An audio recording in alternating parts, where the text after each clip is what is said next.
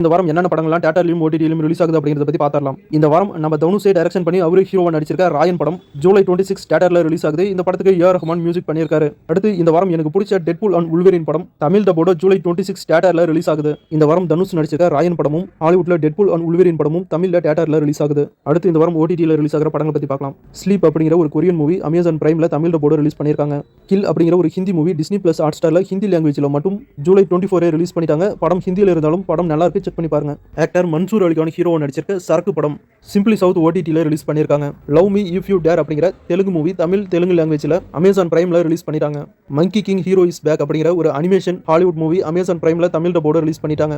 நினைவெல்லாம் நீயடா அப்படிங்கிற ஒரு தமிழ் படம் ஆஹா தமிழ் ஓடிடியில் ரிலீஸ் பண்ணியிருக்காங்க. கபில்ஸ் ரிட்டர்ன்ஸ் அப்படிங்கிற கிரிக்கெட் பிளேயர் கபில் தேவுடைய வாழ்க்கை வரலாறு படமாக எடுத்திருக்காங்க. இந்த படம் அமேசான் பிரைம்ல தமிழ்ல ரிலீஸ் பண்ணியிருக்காங்க. கால் அப்படிங்கிற தமிழ் மூவி ஜூலை 23 ஆஹா தமிழ் ஓடிடியில் ரிலீஸ் பண்ணிட்டாங்க.